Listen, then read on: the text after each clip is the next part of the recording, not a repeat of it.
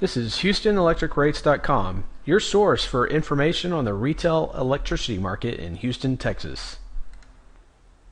Hello guys, this is Donnie. Again, I just want to talk to you about prepaid electric companies, specifically in Texas. They've had a lot of influence in Texas that kind of got popularized here, and they've spread throughout the rest of the U.S.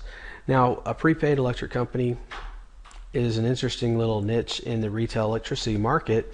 It's specifically for people who have bad credit and they're being asked for a large deposit by some of the traditional, more popular electric companies like TXU or Reliant Energy.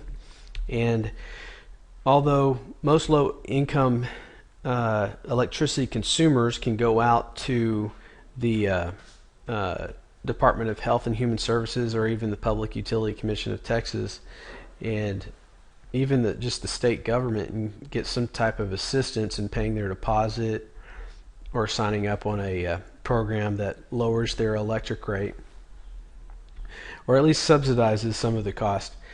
Rather than doing that, most people don't want to deal with the hassle of that, because usually when you need your lights turned on, you need your lights turned on right away. So this is where prepaid electric companies have got a nice little niche here. People need their lights turned on. If they're asked for a $500 deposit, they'd rather go to the prepaid electric company who takes their first month's bill up front and turns your light on same day. And so that's kind of a neat little deal. And the problem with it though is that if you prepay for your electricity service, and then that prepaid company goes out of business, then you don't have any electricity, neither do you have that money anymore. And that's actually happened kind of quite frequently with different prepaid providers in the market. Unfortunately, that's where a lot of the fly-by-night type electric companies that come and go end up, is they start out as a prepay company, and you don't know how long they're going to be around. So you just got to be careful when you're signing up for a prepaid electricity plan that you're signing up with a company that's going to be around the following year. Now here is a document that's put out recently by the Public Utility Commission of Texas. It's a settlement agreement with a prepaid electric company in Texas called DPI Energy. I was reading this today, and it looks like DPI Energy, one of the people that has some kind of controlling interest in the company, from what I've been able to understand from the document, is Ed Latif. And he, according to the Public Utility Commission of Texas, he violated some rules that they have, because while he was had some type of interest in DPI, he also had some type of controlling interest in Riverway Power. And Riverway Power back in 2008 actually went through some pretty severe havoc, where their customers had signed up on an electricity plan, a fixed rate, and then that fixed rate plan was then canceled on those customers.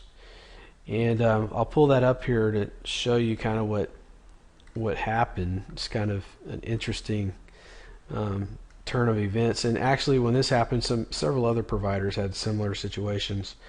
But this was on June 6, 2008. Riverway files for bankruptcy, and then at that time that made 4 electric providers that had gone under just during that summer.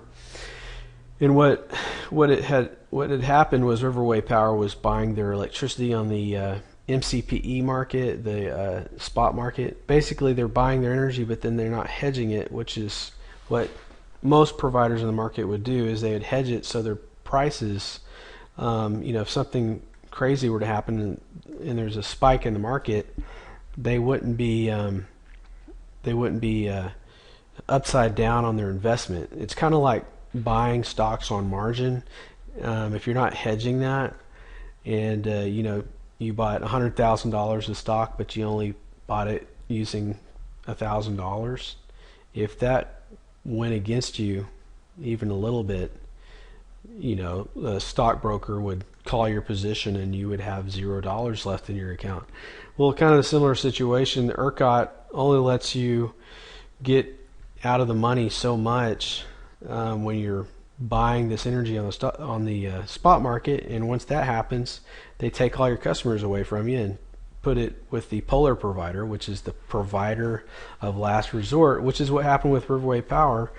Their customers had locked into what they thought was a fixed rate, and then all of a sudden they got a letter from Riverway saying that they were canceling that fixed rate and they would be put on the new rate. Well, that didn't go over very good, and what ended up happening is Riverway Power had to attempt to honor that agreement, and they actually ended up going bankrupt. So what happened is they went to Polar and they got switched over to some other providers. And I'm just looking through this article back in 2008. Looks like they were not hedging their energy contracts correctly. And let's see. James wrote in that Riverway Power recently canceled his one-year fixed electric rate contract due to natural gas price increases. So they were blaming it on natural gas price increases, which is why the spot market would have gone up. And so that was the reason. But the thing is, if you're going to sell a fixed contract, then of course you can't not hedge that and blame it on natural gas prices, but that's what they did, and the customers just weren't being sold on that excuse. We scroll down a little further. Some people felt like they were being sold one thing and offered something else, which would be a deceptive trade practices, bait and switch type of thing, and so they were filling out a complaint form to complain to the PUC that they felt tricked. And some of the other providers during that time that kind of went belly up were Prebuy Electric and National Power Company. And anyway, Ed Latif, according to the PUC document, had some kind of controlling interest in that company, from what I understand from this PUC publication here. And that was against the rules of the PCT, and they're just saying that you broke that rule as well as several other rules, and because of that, DPI needs to be basically sold and to a responsible party, and not be under the control of someone like Ed Latif, who has had a controlling interest in two different electric companies where there's been some severe issues with following the guidelines and procedures of the Public Utility Commission. And this is from what I understand from reading this document. Let's see here. This gives the Commission control to ensure that DPI is purchased by a responsible buyer and with proper conditions set for its future activities. So they're just trying to make sure that DPI is run good, solidly, according to best business practices, according to the best practices set in place by the Public Utility Commission of Texas. Let's see here. Failing to timely demonstrate compliance. Felony was the PUCT was not made aware that that there was a felony theft by check conviction of Mr. Latif.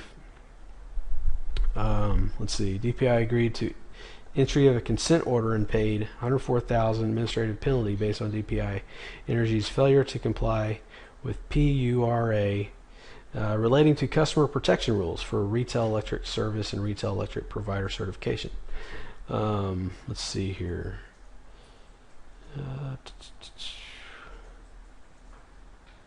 DPI Energy shall present to the staff and parties an executed purchase and sale agreement pursuant to which 100% of the ownership interest in DPI Energy held by this company here, Venice, will be sold. So they just want to make sure it's completely sold.